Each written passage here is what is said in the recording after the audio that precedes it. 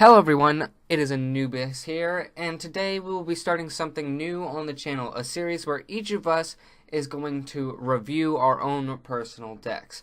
Now today I have my own standard rendition of Midrange Hunter.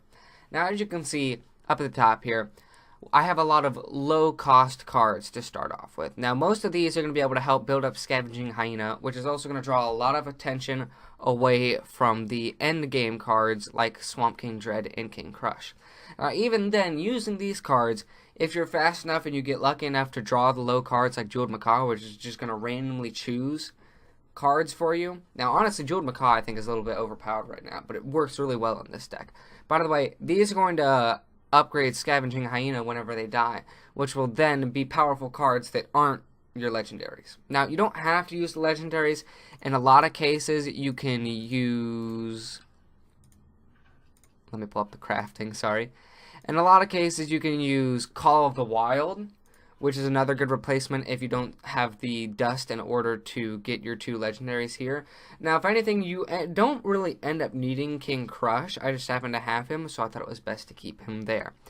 Now, in a lot of cases, this deck does not have a whole lot of taunts, so it has to be something that you're moving quickly with.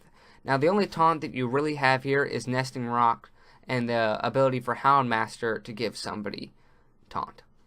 See, now, in this case, I have Dinomancy here. Now, not everybody that uses the Midrange Hunter has Dinomancy in it, but I've found that using Dinomancy can really change up your playstyle halfway through. In a lot of cases, if somebody is beating you out with taunts and anything that overpowers your low-cost cards, Dinomancy can come in with trading out the 2 damage towards the hero to giving your own beast +2/+2. So that's going to make anything like Alley Cat a 1/1 into a 3/3, which is in a lot of cases going to be able to defend a lot better against taunts. Now, in a lot of cases, I've had to switch up the powers, but I found that Deadly Shot works the best because it's able to destroy a whole entire minion. In this case, as I said, you have a lot of lower cost cards, so you're not going to be able to face the really big guys. So something like Deadly Shot can take out somebody really big without any problem. Now, one of the biggest ways to end your game is with Tundra Rhino. Now, since basically this whole entire deck is made out of just beasts, once you put him down on the ground, in a lot of cases, you need to distract him with something that's bigger. You can toss out Houndmaster, or you can try rolling the dice with Animal Companion, or trying to build your Scavenging Hyena real high. In a lot of cases, people don't pay attention to the fact that Tundra Rhino is going to give charge to everybody. So when you pull out something like Swamp King Dread, that's a 9/9 automatically with charge. Now, King Crush already has charge, so it's not even that big of a deal. But the other main way to end something is with Kill Command. Now, Kill Command, since basically you're always going to have a beast on the board, that's always going to be 5 damage for 3 mana, which is really nice. And then Unleash the Hounds, as I said before, any 1 mana with low health is really going to help Scavenging Hyena.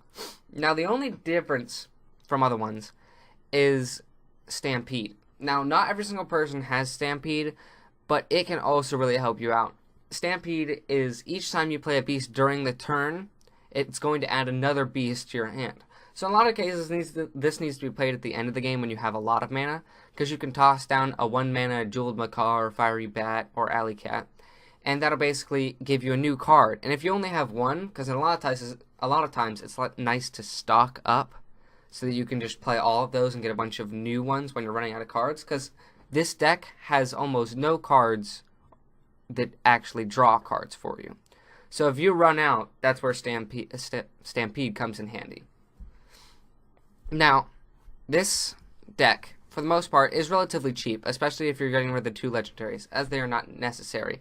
As I said before, Call of the Wild can fill them in, and you can always mess around with certain things, as the deck types are still evolving, and there's new decks coming out from everybody else.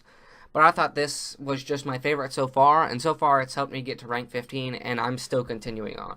I've had friends that are using decks similar to this, or my deck in general, that have gotten to rank 10. This deck has been a very successful one, I think, so far, even against powerful decks like Quest Rogue.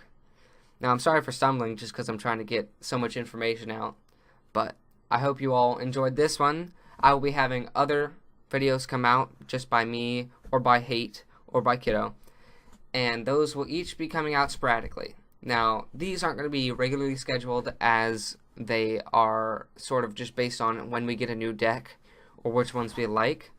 So each of them will be shorter than mine is now, just because I've been doing a lot of explaining for you guys. But I will see you all in the next one. Thank you.